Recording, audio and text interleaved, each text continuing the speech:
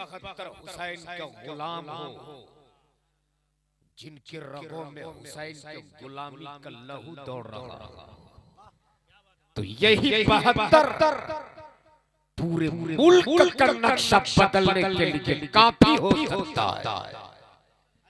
इसलिए कि बरसों पहले गांधी जी ने कहा था, हुसैन की तरह सब्र तहम्मुल वाला, हुसैन की तरह हिम्मत इस्तिक़लाल वाला सिर्फ 72 जवान मिल गए होते तो 24 घंटे के अंदर अंग्रेजों से भारत को आजाद करा लिया होता। तो अगर उसी हुसैन का गुलाम हो तो एक बार हुसैनी तेवर में बोल दो, या हुसैन, जोर से, जोर से। इश्क में मोहब्बत से ताकत के लिए, हिम्मत के लिए, हौसले के लिए, अज़्म के लिए, जीत के लिए, फतह के लिए, निजात के लिए, पुलसरात के लिए, जोर से बोल या हुसैन। क्या बात है, माशाअल्लाह माशाअल्लाह। याद रखिएगा, ऐसी महफिलें सबके मुकद्दर में नहीं होती, ऐसी महफिलें उन्हीं के मुकद्दर में होती है जिसे अल्लाह और उसके रसूल पसंद फरमाते हैं।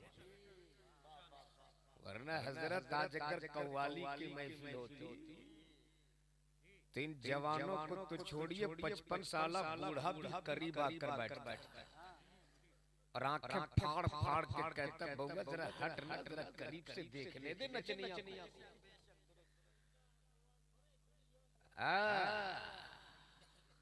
ये हाल होता है। लेकिन अल्लाह आप लोगों के इस इश्क को कबूल फरमाए। खुदा की कसम आप मुकद्दर के सिकंदर हो, तकदीर के धनी हो आप, इसलिए कि आप उस जगह पे बैठे हो जिस जगह को मेरे मुस्तफा ने जन्नत की क्यारी फरमाया। जोर से बोल, जोर से। अगर चंद लम्हे आज आपका बैठना कबूल हो गया तो हो सकता है आज की यही रात हमारे लिए निजात वाली रात बन जाए। हो सकता है यही रात हमारे लिए बख्शिश वाली रात बन जाए। इसलिए कि हमारे पास ऐसे अमाल नहीं है कि हम अपने अमाल के बुनियाद पर बख्शे जाएं। हमारी इबादत भी इस लायक नहीं कि अल्लाह हमारी इबादत के बुनियाद पर हमारी मग़फ़िरत फरमा दे। हमारे अखलाक को किरदार भी इस लायक नहीं है कि हम अपने अखलाक को किरदार के बुनियाद पर बख्शे जाएं। हमें अपनी इबादत पर नाज नहीं, हमें तो रब की रहमत और मुस्तफा की शफाअत पर नाज है। न ताज पर, न तकवा पर, न सुहूद पर है, हमारा नाज जो कुछ है मोहम्मद मुस्तफा पर है। नारे तकबीर, नारे रिसालत, मसलके आला हजरत, जश्न दस्तार बंदी हजरत मौलाना शहादत हुसैन बरकाती, सरजमीन कंदेला बिलगच्ची, उलमाए अहले सुन्नत। आज अगर चंद लम्हे आपका बैठना कबूल हो गया, अगर आपके चंद लम्हे मुस्तफा जाने रहमत ने आपका बैठना कबूल कर लिया तो आप इस कपड़े के शामियाने के नीचे बैठे हो। अगर नबी के कौने ने आपका बैठना कबूल कर लिया तो कल महशर की भीड़ में जब लोग नफ्सी नफ्सी के आलम में होंगे, कोई किसी का पुरसाना हाल ना होगा। जब बाप बेटे से भागेगा, बेटा बाप से भागेगा, माँ बेटी से भागेगी, रिश्तेदार रिश्तेदार से भागेंगे, जब कोई तेरा पूछने वाला ना होगा, जब कोई तेरी मदद करने वाला ना होगा, जब कोई तेरी हिमायत करने वाला ना होगा, तो वही मदीने वाले मुस्तफा तेरे सर पे अपनी चादर तकदीर डाल देंगे। और जिसके सर पे नबी अपनी चादर डाल दे, अपने अपने वक्त का गुनहगार क्यों ना हो, बदकार क्यों ना हो, सियार क्यों ना हो, सियार क्यों ना हो, जिसके सर पे नबी अपनी चादर डाल दे उससे कोई नहीं निकाल सकता। तभी तो वस्ता से समन बोल पड़े कि ढूंढा की करे सदर कयामत के सिपाही या रसूल अल्लाह, वो किसको मिले जो तेरे दामन में छुपा। इसलिए ऐसी महफिलें सबके मुकद्दर में नहीं होती। वाह वाह वाह, बहुत अच्छा, क्या बात ऐसी है। महफिलें उन्हीं के माशाअल्लाह। मुकद्दर में होती है जिसे मुस्तफा पसंद फरमा लेते हाँ हैं। हाँ, क्या बात है, वाह वाह वाह। और खुद सैयदना सरकार गौसे आज़म फरमाते हैं जी, कि जब तक मैं ना चाह लूं हाँ, क्या बात है।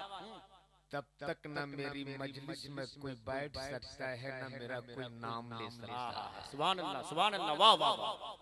और वही बगदाद वाले गौस फरमाते कि मैं पूरी दुनिया को इस तरह देखता हूँ जैसे लोग अपनी हथेली पे राई के दाने को देखते हैं। क्या बात है, क्या बात है, माशाअल्लाह। हाँ हाँ, तो अंदाजा करो जब बगदाद के गौस का ये आलम है तो मदीने वाले मोहम्मद रसूलुल्लाह का आलम क्या हो सकता है। माशाअल्लाह, माशाअल्लाह, हाँ हाँ। इसलिए रात के इस पहर में उसी रसूल को गवाह बना लो, सुभान अल्लाह। उसी दूर नजदीक के देखने वाले और सुनने वाले पैगंबर को गवाह बना लो, जिनके लिए खुद बरेली के ताजदार ने कहा हो कि दूर नजदीक के सुनने वाले वो कान लाले करामत पे लाखों सलाम। और जब लाखों सलाम से रज़ा का दिल ना भरा तब यूं बोल पड़े काबे के बदरुद तो तुम पे करोड़ों दुरूद, तैबा पे शमसुद्दोहा तुम पे करोड़ों दुरूद, दाफे जुमला बला तुम पे करोड़ों दुरूद, शाफे रोज़े जज़ा तुम पे करोड़ों दुरूद। और या रसूल अल्लाह और कोई कहे क्या तुझसे देगा वो भला, जब ना खुदा ही छुपा तुम पे करोड़ों दरूद। सुभान अल्लाह, नारे तकबीर, नारे रिसालत, उलमाए अहले सुन्नत, जश्न दस्तार बंदी। वाह वाह। बेटे बस 10 मिनट बैठ जाओ, 10 से 5 मिनट के अंदर गुफ्तगू खत्म हो जाए। कुछ काम की बातें सुनो, कुछ काम की बातें सुनो, बैठ जाओ। वैसे मैं जबरदस्ती बैठाने का कायल नहीं हूँ, वरना एक मौलाना साहब तकरीर कर रहे थे, एक नौजवान बीच से कभी उठे कभी बैठे।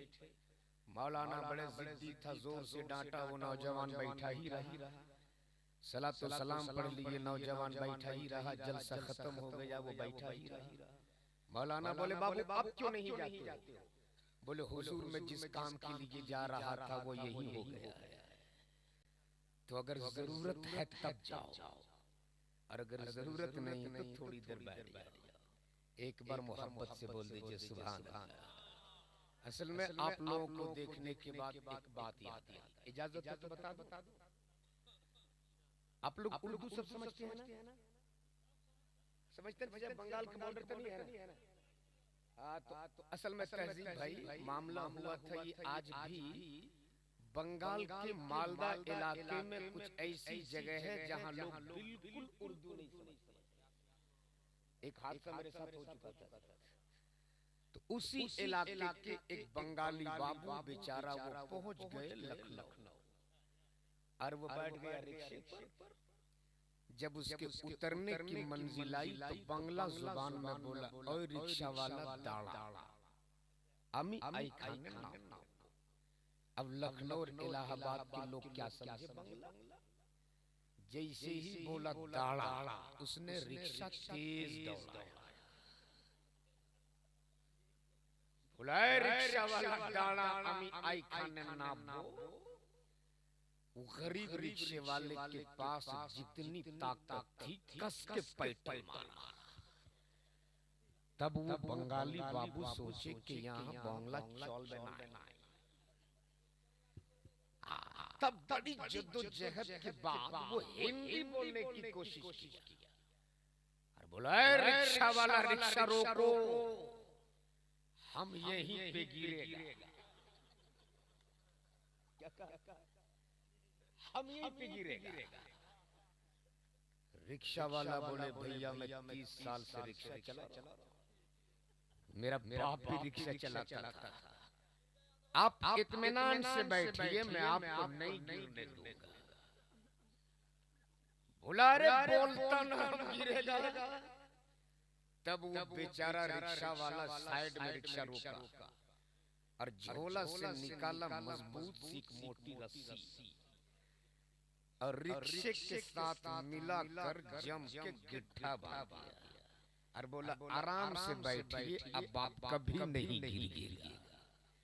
तो अगर आप लोग समझ गए तो जरा समझ के बोल दो, या रसूल अल्लाह। इस वक्त मुल्क के हालात बहुत नाजुक हैं। शायद आपको पता नहीं, इस वक्त मुसलमान आपके ढेर पे खड़ा है, आपके ढेर पे। और अगर अब भी आप नहीं समझे तो फिर कोई बचाने वाला नहीं आएगा। इसलिए मैं जहां जाता हूं अपने मंच के उलमा से, मसाजिद के अइम्मा से हाथ जोड़ के सिर्फ एक विनती करता हूं, हजरत ये वक्त सिर्फ मज़ारों की चादरों की अजमत बताने का वक्त नहीं। ये वक्त सिर्फ बुजुर्गों की करामतें सुना सुना कर जन्नत के टिकट बांटने का वक्त नहीं है, बल्कि ये वक्त अपने इन आने वाली नस्लों के वजूद बचाने का वक्त है। हमारा वजूद बाकी होगा, तब मज़ारों के चादरों की अजमत सलामत रहेगी। हमारा वजूद ही बाकी नहीं होगा तो ईमान से बोलो, हमारी कब्रों पर खड़ा होकर फातिहा कौन पढ़ेगा? इसलिए सिर्फ चादर, गागर और लंगर के नाम पर लाखों खर्च करने वालों, अब होश में आओ, होश में आओ। मत चढ़ो गरीब नवाज की तुरबत पे 10,000 की चादर। मेरे ख्वाजा तेरी चादर के मोहताज नहीं है, नहीं है मेरे ख्वाजा तेरी चादर के मोहताज। हो सके तो मोहब्बत से 10 रुपए का फूल पेश कर दो और उसी पैसे को बचा कर अपने आने वाली नस्लों के लिए, अपने आने वाली औलादों के लिए एक ऐसा प्लेटफॉर्म तैयार करो, एक ऐसी दरसगाह बना दो जहां हम अपने बच्चों को बैठा कर दीदी भी तालीम दे सके, इसे दुनिया की तालीम दे सके। लेकिन हजरत मातम करने को जी चाहता है। हो सकता है छोटा मुंह बड़ी बात हो जाए, माफ कीजिएगा। आज हमारे यहाँ करोड़ों के खानकाह मिल जाते हैं, लेकिन अपने बच्चों को पढ़ाने के लिए हमारे पास अच्छा स्कूल नहीं मिलता है। बोलो सही के गलत? टाइल्स और मार्बल के लगे खानकाह मिल जाएंगे, अपने बच्चों को पढ़ाने के लिए हमारे पास अच्छी दरसगाहें नहीं मिला। अगर खानकाह वाले चाह लेते न हजरत, तो आज हर जिला में मेडिकल कॉलेज अपना होता। लेकिन उसे कोई मतलब नहीं तेरी औलादों से, सिर्फ मोटा लिफाफा चाहिए।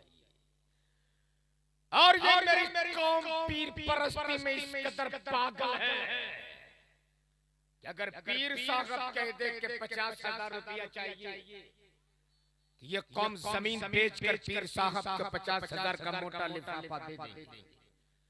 और मदरसा वाला 500 रुपया मांग ले तो ये बगले झाड़ने। याद रखना, आज जो आपका वजूद सलामत है ना, ये इन्हीं मदरसों का सदका है। कभी सोचना, तन्हाई में जब रमजान जैसे गर्म महीने में एसी और कूलर लगाकर आप अपने घरों में सोते हो, ये मदरसा वाला 10 रुपए, 20 रुपए, 100 रुपए, 50 रुपए चंदा कर तेरी औलादों को कुरान की भी तालीम देते हैं, हदीस मुस्तफा भी सिखाते हैं। एक किसान 6 महीना मेहनत करता है तो उसकी फसल कट कर उसके घर आ जाती है। बड़ी सी बड़ी मजबूत खेतियां साल भर के अंदर उसके घर आ जाती है। लेकिन एक हाफिज कुरान को सींचने के लिए 6 महीने नहीं, साल भर नहीं, बल्कि बरसों बीत जाते हैं, तब कौम के लिए एक हाफिज कुरान तैयार किया जाता है। इसलिए अल्लाह तौफीक दे तो हमेशा मदरसों का वफादार रहना, और जब अपना हाथ उठाकर अपने माँ बाप के लिए दुआएं मांगते हो, वही मदरसा चलाने वाले, मदरसा पढ़ाने वाले के लिए भी दुआएं मांगा करो। इसलिए के माँ बाप हमें वजूद देता है, एक वस्ताद इस वजूद को सवार देता है। इसलिए अगर अल्लाह तौफीक दे तो हमेशा मदरसों का वफादार रहना जरूरत है। इस वक्त अपनी औलादों को अच्छी तालीम देने की। आज हजरत लोग रोना रोते हैं कि इतना कमाते हैं, मेरे घर में बरकत नहीं होती। सुन, अगर तेरे घर में बरकत नहीं होती तो पीर साहब से 5 किलो का ताबीज भी लेना। आ जाना मदरसा, क्या नाम है मदरसे का? मदरसा फरमानुल अल जामिअतुल कादिरिया फरमानुल उलूम। आ जाना और हजरत कारी जाहिद हुसैन साहब, उनसे कहना कि हुजूर का एक मेहमान दे दो। हुजूर के उस मेहमान को आप अपने घर लेकर जाना, दस्तरखान लगाना। आज डिस्पोजल वाला गिलास इस्तेमाल मत करना, उस गिलास को निकालना जिसे तूने अपने अलमारी की जीनत बनाने के लिए रखी है। कागज वाले प्लेट का मत इस्तेमाल करना, उस प्लेट को निकालना जिसे तूने अपने घर के जीनत बनाने के लिए रखा है। दस्तरखान लगाना, खाना चुन देना, और मेहमान रसूल से कहना कि चम्मच से मत खा, बल्कि अपना मुबारक हाथ लगा दे मेरे खाने में। खुदा की इज्जत की कसम खाकर कहता हूँ, वो मेहमान रसूल का हाथ तेरे प्लेट से उठेगा भी नहीं, उससे पहले अल्लाह तेरे घर में रहमत नूर की बारिश बरसा देगा। नारे तकबीर, नारे रिसालत, नारे रिसालत। शायद आपको पता नहीं है इनकी अहमियत और इनकी अज़मत। इनके मेले और कुचले लिबास को देखकर कभी इन्हें यतीम गरीब मत समझना। अरे इनका मकाम तो वो है कि जब ये सीने से कुरान लगाकर घर से निकलते मदरसा के लिए, इनका कदम बाद में जमीन पे पड़ता है, फरिश्ते पहले पर बिछा दिया करते हैं। और ये मेहमान रसूल सिर्फ गुजर जाए किसी कब्रिस्तान से, कुछ पड़े नहीं, इनके कदमों की बरकत देख ये सिर्फ गुजर जाए कब्रिस्तान से, कुछ पड़े नहीं। इनके कदमों की बरकत से अल्लाह 40 दिन तक उस कब्रिस्तान से अजाब उठा लिया करता है। वो मकाम है इनका। मुबारकबाद के लायक हो आप कि इनका कदम हमेशा आपके घरों और आपके दरवाजे पे पड़ते हैं। आपके घर में कभी गुर्बत नहीं आई। जरूरत है इस वक्त अपने बच्चों को पढ़ाने की। हजरत बिहार में मैं समझता हूँ 18-19% है मुसलमान। सर्वे कर लो पूरे बिहार का, कितने मेडिकल कॉलेज हैं आपके पास। अपने एजुकेशन के नाम पे इस वक्त मुसलमान जीरो है, जीरो। कितने कॉलेजेस हैं हमारे पास अपने। आज ये मेरी कौम की बेटियां गैरों की यूनिवर्सिटियां और कॉलेज जाने पे मजबूर होती हैं। तब कहीं निकाब पे पाबंदी, कहीं हिजाब पे पाबंदी, और हद तो ये हो गई कि बिहार के मुख्यमंत्री भी हिजाब नोचने में बाज नहीं आए। आज जो ये मेरी कौम की बेटियां इर्तिदाद की शिकार हो रही हैं, जो भाग रही हैं गैरों के साथ, इसका सिर्फ दो रीजन है हजरत, सिर्फ दो रीजन। पहला रीजन तो ये कि हमारे पास अपना कोई कॉलेज और यूनिवर्सिटी नहीं है, और दूसरा रीजन ये कि हमने निकाह को बहुत महंगा बना दिया। बोलो सही कि गलत? खुदा की कसम, जब फेसबुक और व्हाट्सएप पे ऐसी खबरें पढ़ता हूँ तो कलेजा मुंह को आने लगता है कि ज़ैनब नाम की बेटी किसी अर्जुन के साथ भाग गई, फातिमा नाम की बेटी किसी महेश के साथ चली गई। उस वक्त में सोचता हूँ काश हमारे पास भी कोई सा प्लेटफॉर्म होता, हमारे पास भी कोई सी दर्शका होती जहां हम अपनी कौम की बेटियों को बैठा कर ज़ैनब नाम रखने से पहले अगर हमने उसे ज़ैनब की जिंदगी की तारीख पढ़ा दी होती, फातिमा नाम रखने से पहले अगर हमने फातिमा की जिंदगी की कहानी सुना दी होते, खुदा की कसम ये मेरी कौम की बेटियां अपनी जान देना तो पसंद कर सकती थी, अपने ईमान का सौदा करना पसंद नहीं कर सकती थी। लेकिन अफसोस आज हमने अपनी बेटियों का नाम फातिमा तो रखा, लेकिन उससे फातिमा की जिंदगी की कभी तारीख नहीं पढ़ाई। नाम तो हमने अपनी बेटियों को ज़ैनब रख दिया, लेकिन सैयदा ज़ैनब की जिंदगी की कभी उसे तारीख नहीं पढ़ाई। सुन सैयदा ज़ैनब कौन थी? सुन मेरी माँ बहन, तुम भी जरा सा, अच्छा वो लोग जलसा सुनने कम आती है, जलसा करने ज्यादा, तो थोड़ी देर चुप हो जाओ, कुछ पैगाम आपके लिए। नहीं हजरत, इनको हुकूमत नहीं चुप करा सकती तो हम लोग क्या चुप करा सकते हैं। एक बादशाह ने इनाम रखा था, जो सबसे बड़ा झूठ बोलेगा उसको सबसे बड़ा इनाम दिया जाएगा। एक आदमी दौड़े दौड़े बादशाह के पास आया, बोले हुजूर मैंने रोजाना सूरज पूरब से निकलता है पश्चिम में डूबता है, आज मैंने देखा कि वो सूरज पश्चिम से निकल गया। बादशाह बोला ये बहुत बड़ा झूठ नहीं है, मुमकिन हो सूरज निकल जाए। दूसरा आदमी आया, बोले अभी मैंने बारसोई रेलवे स्टेशन पे देखा एक हाथी चड्डी पहन के घूम रहा। बादशाह बोला ये भी बहुत बड़ा झूठ नहीं है, मुमकिन हो कंपनी वाले उतनी बड़ी चड्डी बना दे। दूसरा आदमी आखिर में आया, बोले हुजूर मैंने देखा कि चंद औरतें एक जगह जमा है और सब चुप है, कोई किसी से कुछ नहीं बोलती। बादशाह बोला यही सबसे बड़ा झूठ है, तीन की जहां दो चार की तादाद होगी इनको चुप नहीं करा सकते। बहरहाल लेकिन आपके यहाँ की मेरी माँ बहनें बहुत अच्छे हैं, सब सुन रही हैं। एक बार मोहब्बत से बोल दीजिए सुभान अल्लाह, एक बार प्यार से बोल दीजिए या रसूल अल्लाह। सुनिए, अगर बेटियों के बाप बैठे हैं तो एक मिनट के लिए मेरी गुफ्तगू सुनिए, अगर बहन के भाई बैठे हैं तो सुनिए।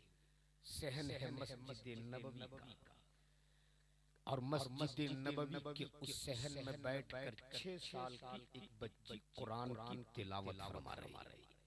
बोल दीजिए सुभान अल्लाह। तिलावत फरमाते फरमाते थोड़ा सा दुपट्टा सर से सरक गया। अल्लाहु अकबर। सय्यदा तय्यबा ताहिरा आबिदा जाहिदा हजरत फातिमा ज़हरा तशरीफ ले आए।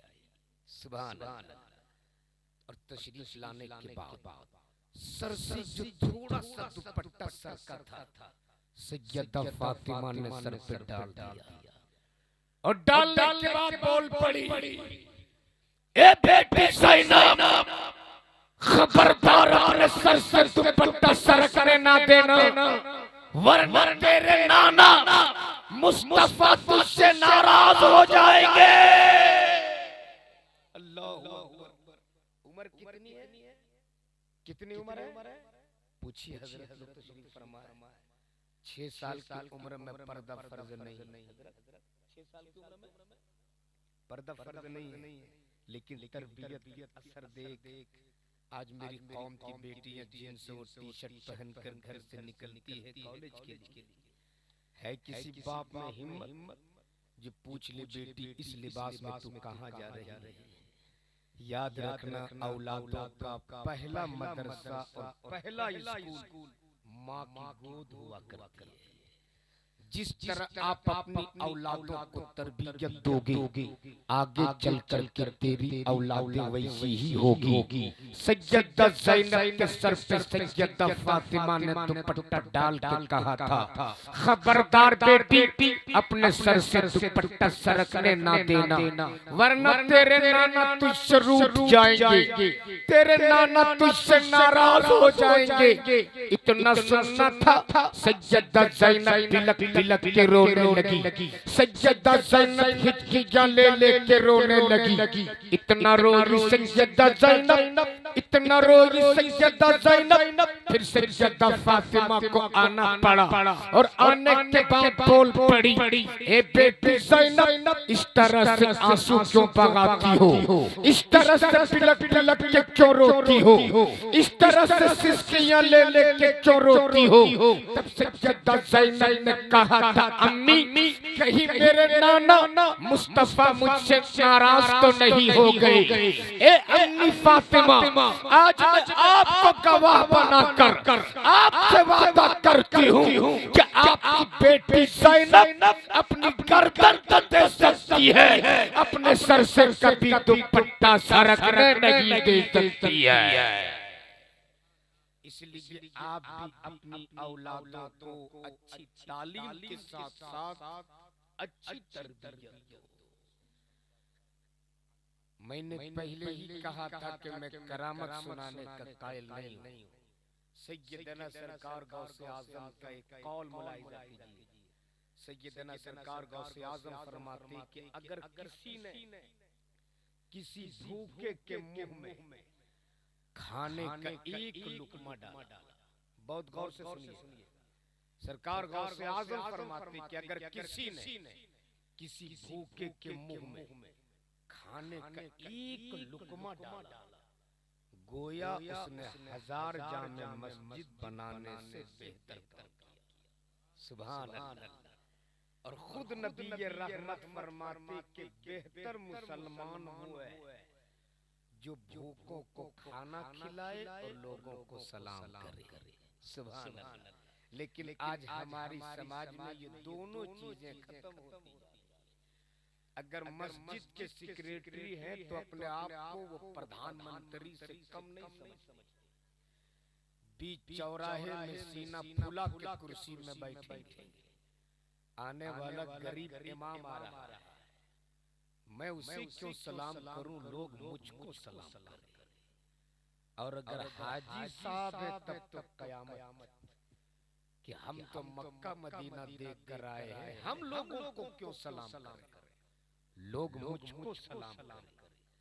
लेकिन सुन मदीने वाले मुस्तफा ने फरमाया, दुनिया में जो पहले सलाम करेगा जन्नत में वो पहले दाखिल किया जाएगा। जोर से बोल दीजिए। तो क्या 2 4 5 मिनट और सुनेंगे? सलाम का फायदा सुनेंगे? अच्छा एक बात बताइए, हजरत इस मजमा में कोई ऐसा है जो खड़ा होकर ये कह दे, हजरत शादी के बाद से लेकर अब तक बीवी के साथ मेरा कभी कोई झगड़ा नहीं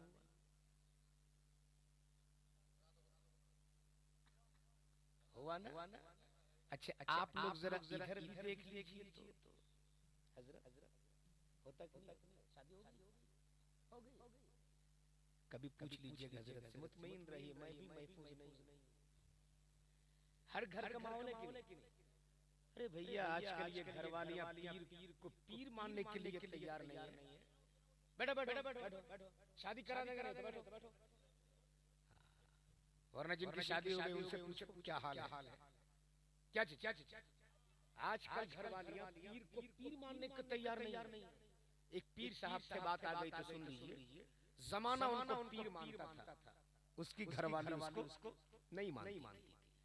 मुरीदों ने शिकायत की, हुजूर जमाना आपको पीर मानता, हम लोग आपको पीर मानते, आपकी घरवाली तो आपको मानती नहीं।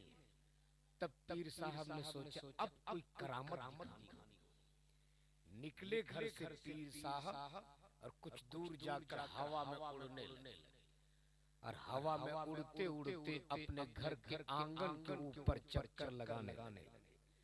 सुबह सवेरे का वक्त था, बेगम आंगन में झाड़ू दे रही थी, नजर पड़ गई ऊपर। बीवी बोल पड़ी, मेरा शौहर बोलता पीर पीर पीर तो ये है जो हवा में उड़ रहा है। पीर साहब फिर कुछ दूर उतरे, घर आए, बेगम बरस पड़ी। हाजी आप तो झूठे का फेंकते हो कि पीर है पीर है, आज मैंने देख ली पीर कैसे। पीर साहब बोले कहां? बोले ऊपर हवा में उड़ रहे थे। पीर साहब ने कहा तूने मान लिया ना वो पीर थे? बोले बिल्कुल मान लिया वो पीर थे। बोले 100% तूने मान ली ना वो पीर थे? बोले 100 नहीं 110% मान ली वो पीर थे। जब पीर साहब को यकीन हो गया कि बेगम मान चुकी है, तब धीरे से बोले अरे पगली वो मैं। तब बीवी बोली अच्छा इसीलिए तो टेढ़े टेढ़े उड़ रहे थे। जमाना मान लेगा, ये बला नहीं मानने वाला। अच्छा मानती क्यों नहीं, ये भी एक मसला है। एक मौलाना ने तकरीर किया और तकरीर में नुस्खा दिया कि ये नुस्खा लेकर जाओ घर में कभी झगड़ा नहीं होगा। तो क्या आप लोग भी नुस्खा सुनेंगे? तो बोलिए सुभान अल्लाह। उन्होंने नुस्खा ये दिया चाचा कि अगर घर में बीवी जली हुई सब्जी क्यों ना बना दे, बस तुम उसके सब्जी की तारीफ कर देना, झगड़ा कभी नहीं। नौजवान ने तकरीर सुनकर घर गया, फजर की नमाज पढ़ा गया। दोपहर में बेगम दस्तरखान लगा के इंतजार कर रही, मेरे सरताज उठिए खाना तनावुल फरमा लीजिए। रात वाली तकरीर याद थी। जैसे ही नौजवान ने पहला लुकमा मुंह में डाला, बोले सुभान अल्लाह, अल्लाह उस हाथ को सलामत रखे जिसने ये सब्जी बनाई। दूसरा लुकमा मुंह में डाला, बोले अल्हम्दुलिल्लाह, अल्लाह उस हाथ को सलामत रखे जिसने ये दाल बनाई। इतना सुनना था, बेगम का पारा चढ़ गया। धीरे से किचन के अंदर गई, मोटा सा बेलन लेके बाहर निकली और 2-4 बॉल बेलन पीठ पे डाल। नौजवान ने सोचा तकरीर का गलत रिएक्शन। बोले अरे बेवकूफ, मैं तेरे खाने की तारीफ कर रहा हूं, तू मुझे मार रही। बीवी बोल पड़ी नादान, 20 साल से तुझको खाना बना बना कर खिला रही, आज तक तूने मेरे खाने की तारीफ नहीं की। आज पड़ोसी के घर से खाना आ गया तो इतनी तारीफ। याद रखिए जमाना मान लेगा, ये घर वाली आपको कभी नहीं मानेगी। अब जरा थोड़ी देर के लिए पढ़े लिखे लोगों की तवज्जो चाहूं। सैयदना मौला अली मुश्किल कुशा और सैयदा फातिमा में झगड़ा नहीं। तवज्जो चाहूं, झगड़ा नहीं, बातों बातों में कुछ बात हो गई। सैयदा फातिमा के दिल में थोड़ी सी तकलीफ हुई और जब ससुराल में किसी बेटी को तकलीफ पहुंचती है तब उसको बाबा का प्यार याद आता है। जब किसी बहन को तकलीफ पहुंचती है तब उसे भाई की मोहब्बत याद आती है। सैयदा फातिमा को याद आ गई मुस्तफा, और सैयदा फातिमा ने सोचा बाबा का चेहरा देख लूंगी, दिल में जो तकलीफ पहुंची है वो दूर हो जाए। इसलिए कि मुस्तफा का चेहरा वो चेहरा है, अगर बीमार देख ले तो शिफा पा जाए, मरीज देख ले तो सेहतमंद हो जाए, दुखियारा देख ले तो सुख पा जाए, अभागा देख ले तो मुकद्दर का सिकंदर हो जाए। याद रखिए कभी कभी छोटी महफिलों में ऐसी बातें हो जाती हैं जो बड़े बड़े जलसों में नहीं होती। इसलिए पैगाम लेकर के कुछ जाइए आप अपने घरों में। सैयदा अगर बेटियों के बाप बैठे हैं तो उनके लिए बहुत बड़ा मैसेज दे रहा हूं। अगर जवान बहन के भाई बैठे हैं तो बहुत बड़ा पैगाम दे रहा हूँ। सैयदा फातिमा के दिल में तकलीफ पहुंची, मुस्तफा के दर पे हाजिर हो गई। नबी करीम के घर का दरवाजा बंद था। सैयदा फातिमा ने कुंडी बजाई। अंदर से मुस्तफा जाने रहमत फरमाते कौन? सैयदा फातिमा ने कहा बाबा आपकी बेटी फातिमा। मुस्तफा जाने रहमत फरमाते कौन फातिमा? अल्लाह क्या कहा? कौन फातिमा? आज उस फातिमा से मुस्तफा जाने रहमत पूछ रहे कौन फातिमा? जिसकी अजमत और शान तुझे कल महशर भीड़ में जब फातिमा की सवारी गुजरेगी, एक नेता देने वाला नेता देगा, एक आवाज देने वाला आवाज देगा। ओ मैदान महशर वालों, अपनी अपनी निगाहें झुका लो, नबी की बेटी फातिमा की सवारी गुजरने वाली है। सुभान अल्लाह, सुभान वाह वाह।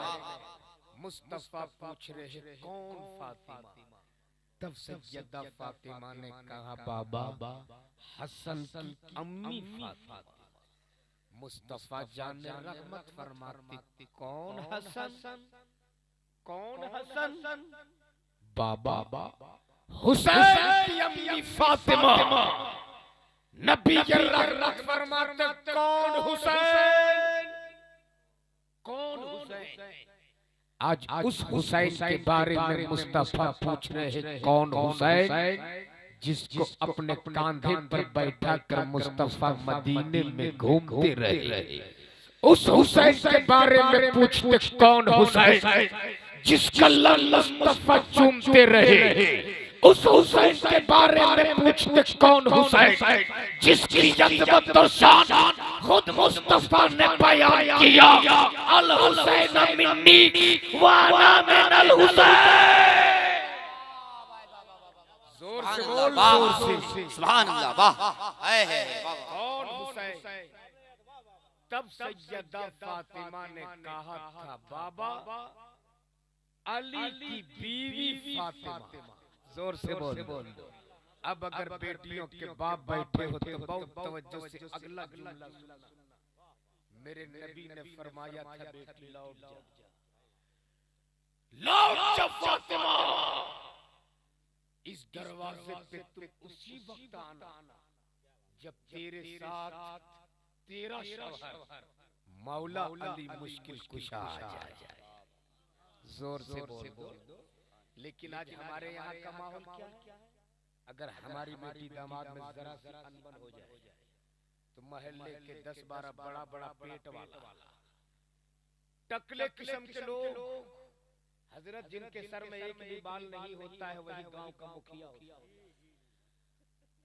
2000 रुपए ऊपर वाली जेब में, 500 रुपये साइड वाली जेब में, 200 रुपया तेल खर्च। ये जालिम जाते इंसाफ कराने, ये इतने जालिम होते इंसाफ तो नहीं करते, मामला मुकम्मल साफ जरूर कर देते।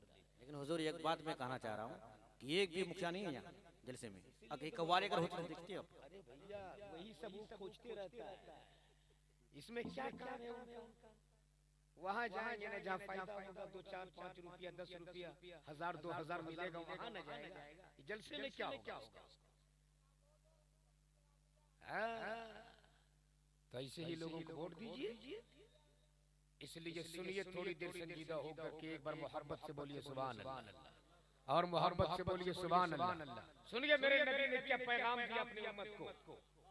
मेरे मुस्तफा फरमाते बेटी लौट जा, लौट जा। इस दरवाजे पे उसी वक्त आना जब तेरे साथ तेरा शौहर मौला अली मुश्किल कुशा आ जाए।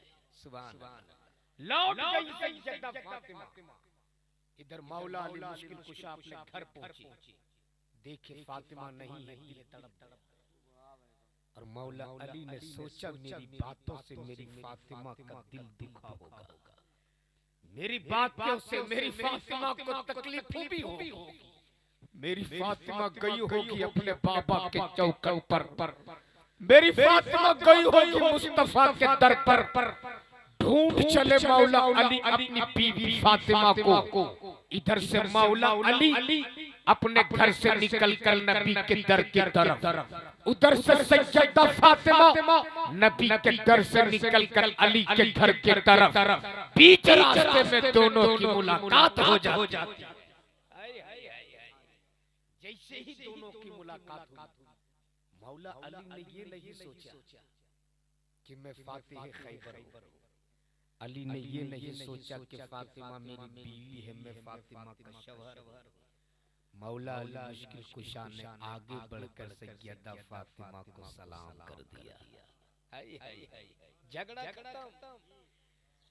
आपके घर में भी अगर कभी इस तरह का झगड़ा हो जाए तो सिर्फ आगे बढ़कर उनको सलाम कर देना।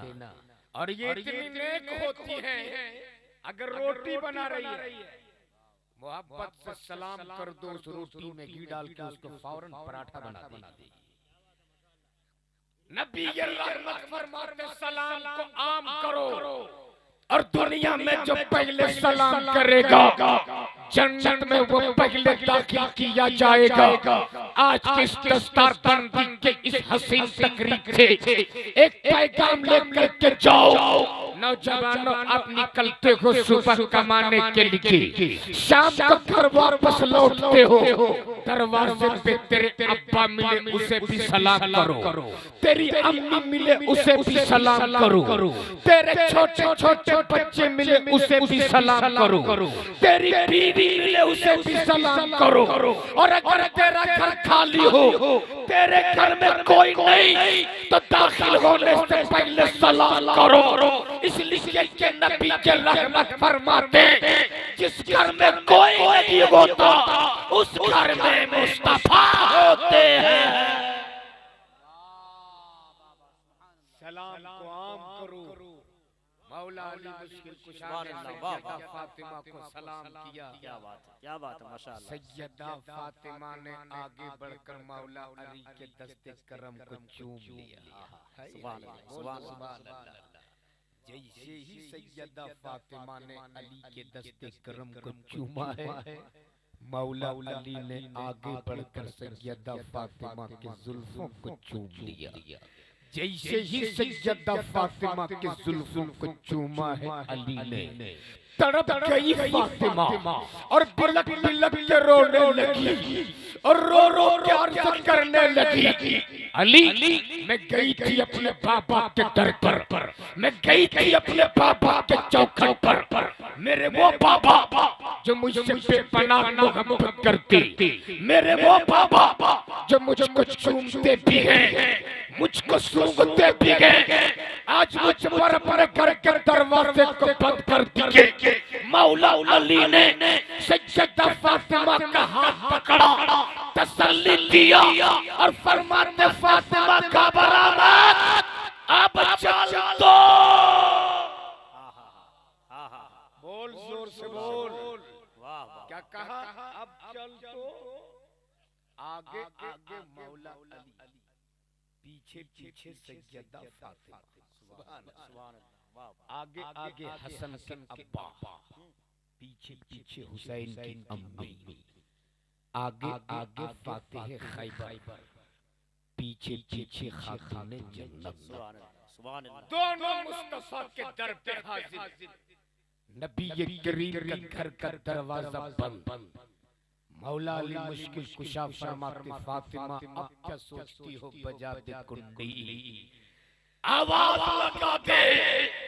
जैसे ही सैयदा फातिमा ने पगली कुंडी बजाई, नबी के कौनैन ने अपने रहमत वाले हाथ से घर का दरवाजा खोल दिया और फरमाते, मरहबा मेरी बेटी तू आ गई, मरहबा मेरी फातिमा तू आ गई।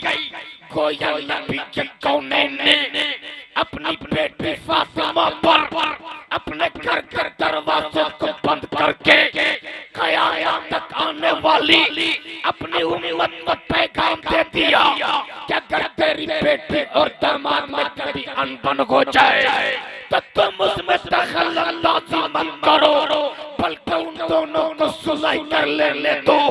अगर तूने इस पे अमल कर लिया तो खुदा की कसम तेरे घर में कभी तलाक की नौबत आ ही नहीं सकती है। वाह वाह, सुभान अल्लाह सुभान अल्लाह। लेकिन आज हमारे यहाँ अगर जरा सी बेटी और दामाद में अनबन हो जाए तो बेटी के पास तो बड़ा बड़ा मोबाइल रहता है, सिर्फ उंगली घिसती है कान के पास ले जाकर, अब्बू, ये बाप भी कम नहीं है, बोलता बेटी घबराना मत, अब भी आता हूँ उसका घर का फूटा खंबा सब उखाड़ के रख देगा। याद रखना, इससे आप अपनी बेटियों के घर सुधार नहीं रहे हो, घर बिगाड़ जी। नबी रहमत ने मौला अली का हाथ पकड़ा, अंदर ले ले बैठाए, और बैठाने के बाद मुस्तफा जान ने रहमत फरमाती, अली मत रोने देना मेरी फातिमा को, मत रोने देना, इसलिए कि मैंने अपनी बेटी फातिमा को बाप का प्यार भी दिया है, माँ का ममता भी दिया है। वाह वाह, सुभान अल्लाह। रोती है मेरी फातिमा ना तो मुझको तकलीफ होती है, इसलिए मेरी फातिमा को रोने मत देना। आज मेरी ये कौम की बेटियां बैठी हैं, आज हर घर में सास बहू में झगड़ा, बोलो होता कि नहीं होता? मेरी माँ बहन, तुम भी एक पैगाम लेकर जाओ, तेरे घर में कभी झगड़ा नहीं होगा। जिस दिन घर के सास और ससुर अपने घर की बहू को अपनी बेटी समझना शुरू कर दे, और जिस दिन घर की बहुएं अपने सास और ससुर को माँ और बाप का दर्जा देना शुरू कर, क्या बात है, क्या बात है। खुदा की कसम उस घर में कभी झगड़ा नहीं, बल्कि वो घर जन्नत का नमूना बनता हुआ है। सुभान अल्लाह, वाह वाह। लेकिन कारी तहजीब साहब, आज माहौल ये है कि अगर बेटी ससुराल में खुश है जी, तो माँ जाती है इमाम साहब के पास, हजरत बड़ा अच्छा दामाद मिला है जी, और अच्छा ही नहीं दामाद नहीं, हीरा मिल गया, हीरा मिल गया जी। बड़ी खुश है हजरत मेरी बेटी, इतना अच्छा दामाद मिला है कि एक के दस्तरखान पे बैठा के मेरी बेटी को साथ में खिलाता है। और अगर उसी घर में बेटा बहू के साथ खाना शुरू कर दे तो फिर जाती है वही माँ इमाम साहब के पास, हजरत कोई तावीज दे दीजिए, मेरा बेटा बदतमीज हो गया, शर्म है नहीं, सबके सामने बहू के साथ एक के दस्तरखान पे खाता है। और हजरत मुझको तो डर लग रहा है, कल परसों ससुराल से आया है, लगता है वहाँ उसके सास ससुर ने कुछ खिला दिया। सोच देखिए, वाह वाह। यानी अगर बेटी ससुराल में खुश है तो माँ खुश, और उसी घर में अगर बहू खुश है तो सास के सीने में सांप लौटने लग जाए।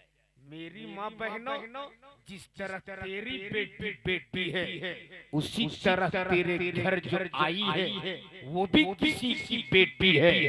जिस तरह तेरी बेटी माँ की ममता को छोड़कर, बाप का प्यार को छोड़कर, भाई की मोहब्बत को छोड़कर जिस आंगन में जिस बचपन गुजरता, जिस आंगन में जवानी गुजरती, 18 साल 20 साल आंगन में जिस आंगन में खेलती है, उस आंगन के खुशबुओं को छोड़कर तेरे घर आती है, बेलौस तेरी खिदमत भी करती, बेलौस तुझसे मोहब्बत भी करती।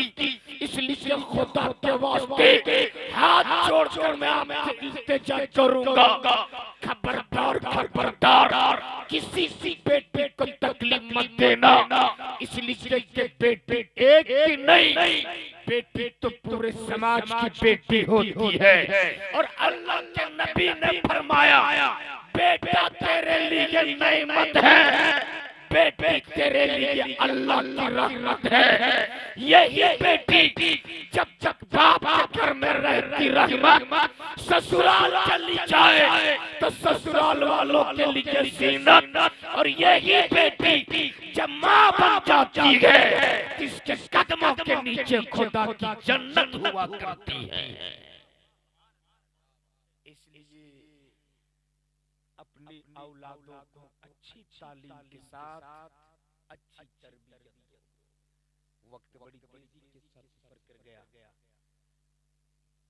अल्लाह का बेपनाह शुक्र व एहसान है कि आप रात की इस हिस्से तक आप बैठे रहे। दुनिया इस ठंड भरी रात में अपने बिस्तर पे चैन की नींद ले रही और मुस्तफा के आशिक अपने मुस्तफा के इश्क में रात को जाग रहे हैं। अल्लाह आपकी इस जागने को कबूल फरमाए, आपके इस बैठने को कबूल फरमाए। खुदा की कसम, यही चंद लम्हे अगर नबी की रहमत ने कबूल कर लिया तो यही चंद लम्हे हमारे लिए निजात का जरिया बन सकता है। बस बखीर में एक वजीफा जो सुबह शाम अपनी जिंदगी के लिए नमूने अमल बना लो और हमेशा एक दुआ करना कि मेरे मालिक, हम जब तक जिए गुलाम मुस्तफा बनकर, बोल दो आमीन। दम तोड़े तो गुलाम मुस्तफा बनकर, कब्रों में लेटाया जाऊं तो गुलाम मुस्तफा बनकर, मैदान कयामत में उठाया जाऊं तो गुलाम मुस्तफा बनकर। हम रोज कहते हैं कि हम उनका गुलाम हैं, सुबह शाम कहते कि हम उनका गुलाम हैं, दिन रात कहते कि हम उनका गुलाम हैं। कभी तो उनको तरस आएगा, कभी तो उनको रहम आ ही जाएगा, कभी तुमको ख्याल आएगा। हम रोज कहते कि हम उनका गुलाम हैं। जिस दिन मदीने वाले मुस्तफा ने कह दिया कि ये मेरा गुलाम है, उसी दिन हमें निजात का परवाना मिल जाएगा। जिंदगी सोहबत यार बाकी, खुदा हाफिज। अस्सलामु अलैकुम व रहमतुल्लाहि ताला व बरकातहू।